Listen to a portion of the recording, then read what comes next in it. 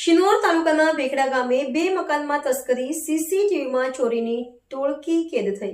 શિનોર તાલુકાના વેકડા ગામે તસ્કરો દ્વારા બે મકાનના તાળા તોડી ચોરીની ઘટનાને અંજામ આપવામાં આવ્યો છે. આ ઘટનાએ શિનોર પોલીસ સ્ટેશનના નાઇટ પેટ્રોલિંગની કામગીરી પર પ્રશ્નાર્થ ઉભા કર્યા છે. પ્રાપ્ત માહિતી મુજબ તસ્કરોની ટોળકી રાત્રિના સમયે ગામમાં પ્રવેશી બે મકાનોને નિશાન બનાવી તાળા તોડી ચોરી કરી હતી.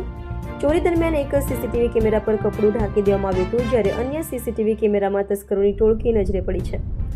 ચોરી કરતી વેળાએ ગામના કેટલાક લોકો જાગી જતા તસ્કરો નાસી છૂટ્યા હતા.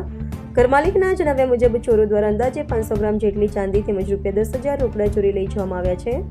આ ઘટનાને લઈને સ્થાનિકોમાં ભયનો માહોલ સર્જાયો છે. ગ્રામજનો દ્વારા શિનોર તાલુકામાં પોલીસ પેટ્રોલિંગ અને જીઆરડી પોઈન્ટ માત્ર શોભાના ગાંઠિયા સમાન હોવાનું કહેવામાં આવી રહ્યું છે. ઘટનાની જાણ થતાં શિનોર પોલીસ દ્વારા તપાસ શરૂ કરવામાં આવી છે અને સીસીટીવી ફૂટેજના આધારે તસ્કરોને ઝડપી પાડવાના પ્રયાસો હાથ ધરવામાં આવ્યા છે. રિપોર્ટર રાહુલ પ્રજાપતિ, શિનોર.